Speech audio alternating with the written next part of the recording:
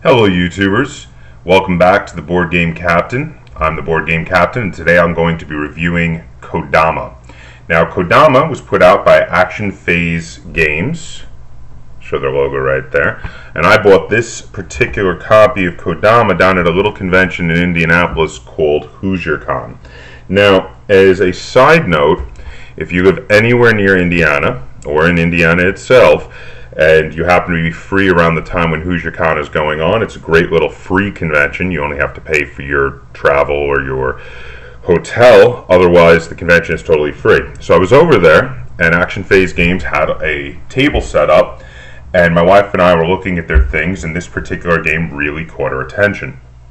The artwork is very distinctive. It's got a similar style to, the closest thing I could compare it to would be the Studio Ghibli films.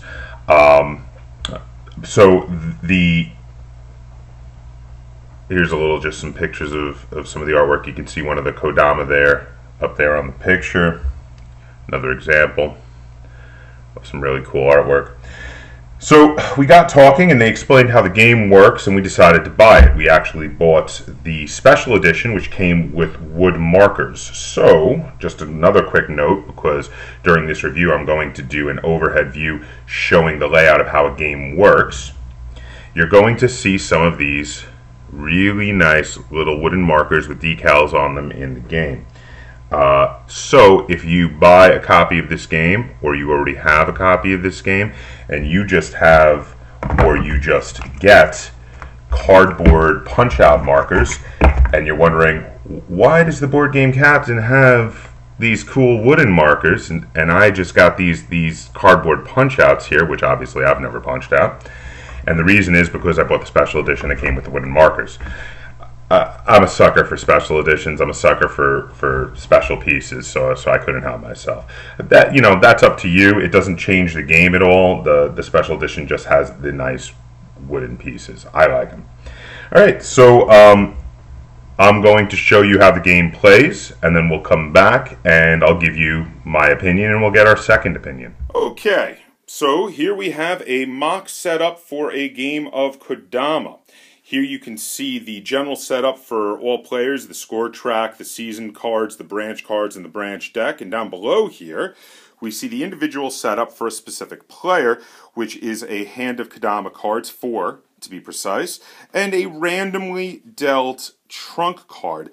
The setup begins with everyone being randomly dealt a trunk card. In this case, the random feature on my trunk card is a firefly or a lightning bug. Everyone gets a different feature, no two are alike. Once your feature is chosen, that will be your symbol for the game. So if we look up here on the scoreboard, you will see that I have fireflies and cloud cards set up for the score. The fireflies represent me and the clouds my opponent that I'm playing against at the moment. Now, the tree token here is a turn marker for keeping track of turns. The scoreboard works like an abacus. You count up to 9. When it goes back to 0, of course, you move the 10 place up. Now, the season decree cards here, spring, summer, and fall, are randomly dealt out after you shuffle each of the appropriate decks and put the rest of the cards back in the box. These are a surprise while you're playing the game, because they give an extra rule to each season for the whole season that, since they are random, helps the game to differ from game to game and causes you to have to adjust your strategy appropriately based on the extra rules. So the starting player is the player who is wearing the most green, which is a fun little flavorful rule. And then the starting player gets this little token. The starting player is responsible for flipping the spring decree card.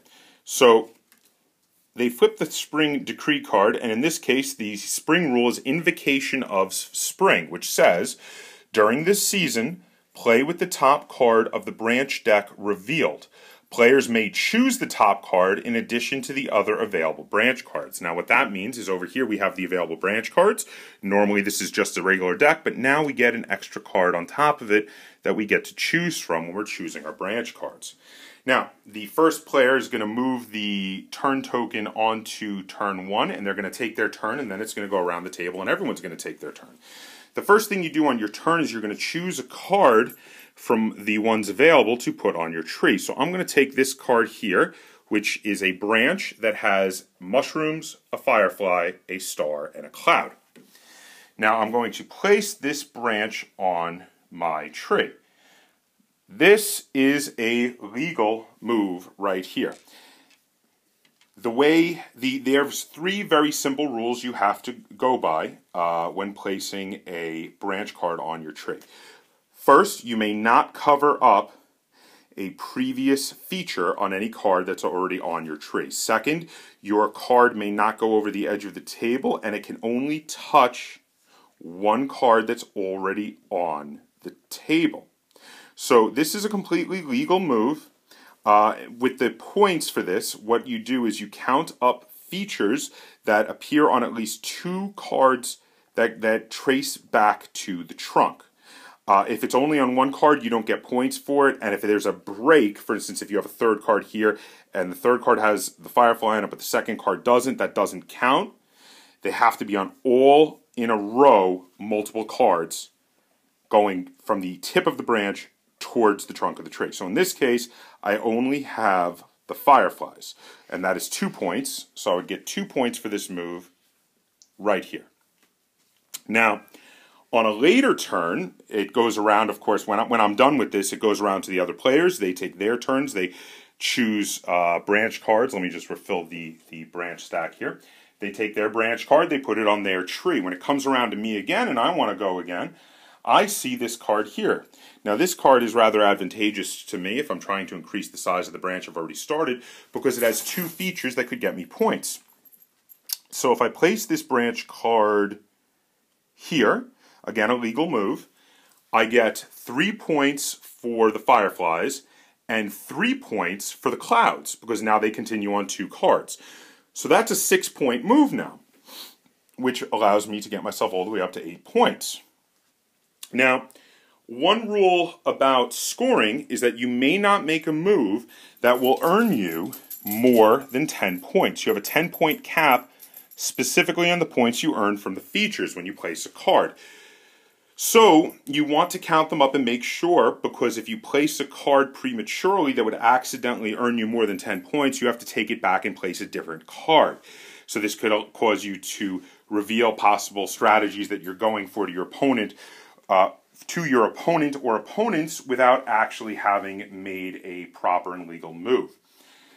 Now, this goes around the table again, and everybody keeps placing cards on their tree. Every time it's gone around to the first player again, the first player moves it up till he gets to the scoring round of spring. Now, you have this hand of Kodama cards, and these are essentially goals.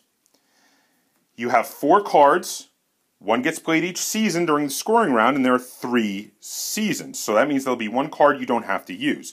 So you're going to take the 3 best cards that you think can earn you 1, the most points, and 2, the ones that you think you can actually achieve. Now the goals could be things like getting a certain amount of points for having your trunk feature on the end of a branch. So every branch you have that has the trunk feature on it gives you that many points. In that case, you would want more branches rather than longer branches, because that would get you more points. A scorecard could also have to do with having really long branches, in which case you would want fewer branches that are longer to get those extra points.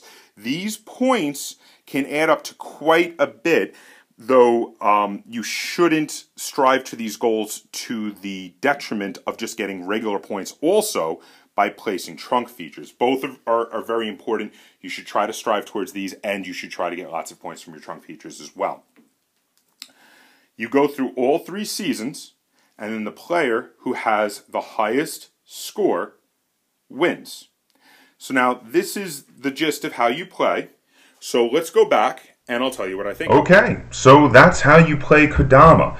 Now, a game of Kodama usually is pretty short. They recommend on the box that it is about 10 minutes per player, they say. That's about right. I mean, you do want to take a little time to decide what tree branch you are placing on each turn, so that does take a little extra time per player. They say 14 and up. Now, this part I thoroughly disagree with. I think the rules are quite simple, and my cousin's oldest daughter, Amelia, is nowhere near 14, and she plays this game just fine. So I think that the 14 is a little bit of an overestimate. I think it's more like, as long as you, I mean, if you're a gamer and your child is growing up in the house of a gamer, I think 8 and up is fine for this game personally. Anyone who's been teaching their kid to play games since they can talk and understand game rules, their kid's going to get this. It's not that complicated. So how does the game feel? It feels like a lot of fun. I mean, it's got some amorphous rules when it comes to placing the branches. There's not like an exact right and wrong way to do it, so you get to play with it a little bit. It feels a bit creative. It feels fun. I find the game works well with 2 players, and it works well with 3 and 4 players as well. Now, the game can play up to 5. I haven't actually tried it with 5 players, I don't think. But it plays equally well with any number of players. My wife and I will play this game with just she and I, and it doesn't lose anything playing it with 2 players. It's a nice quick game for 2 players. It's over in 10-15 minutes. It's nice. It also works really well with a lot of players.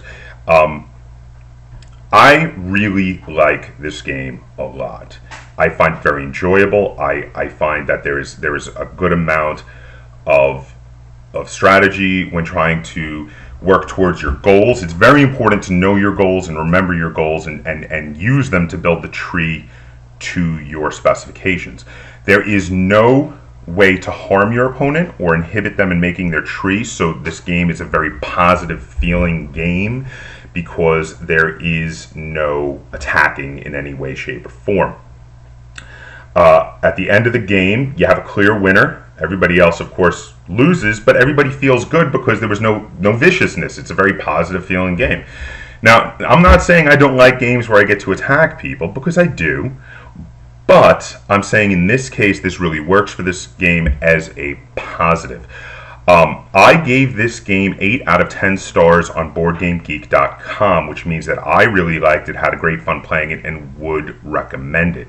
Now, if you find the theme interesting, if you like the artwork and are a big fan of Studio Ghibli type artwork, I would definitely recommend this game to you. This game is really great if you have kids that you're teaching to play card games and board games, because it is easy to learn, it's easy to understand. They even come with a simplified set of, which is, I think, really excellent if you're teaching kids, a simplified set of objectives that you give to a child instead of giving them the random, more complicated objectives. And that way it really helps, like training wheels, for the child to learn how to play. Now, this is not a child's game, even though I think it would work really well with kids. This is an all-ages game, and I think adults would love it too. In fact, I've seen many adults playing it, both with myself and at the convention. I saw other people playing it, and everybody always seems to have a really good time playing this game. I'm not saying there's not someone out there who dislikes it. I'm sure there is. There's someone who dislikes everything. That's how opinions work. But in my personal opinion, this is a very good game, and if anything I have described to you or shown you sounds interesting, and you're debating about whether or not to buy it, just buy it. It's a really good game. But don't just take my word for it. Let's get a second opinion. Lynn, how many stars out of 10 would you give Kodama? 10. 10? 10 out of 10 stars. Now, I thought 8 was a really high rating, and that I was actually pushing this game, even though I don't get any money from the company, I swear. But Lynn loves it even more than I do. She actually gave it a perfect 10 out of 10 stars. I'm not really all that surprised by it. She has to play this game a lot, and it's definitely one of her favorites. So, write down below what you think. Do you disagree with me? Do you think I missed anything? Do you think I am horribly ugly and just want to tell me so? Feel free to write it in a comment down below. And please, please, please like and subscribe. I don't do this for money, I just do it for fun, so I'd love to see those little subscriptions add up. Also, feel free to comment on anything new or anything you would like to see. I did add in some footage for this review that I filmed over the table. That was per request from 2 different viewers who asked me to try to edit in some video showing the actual game on the table, which I'm going to try to do from now on if people like it. Thank you very much, and until next time, game on.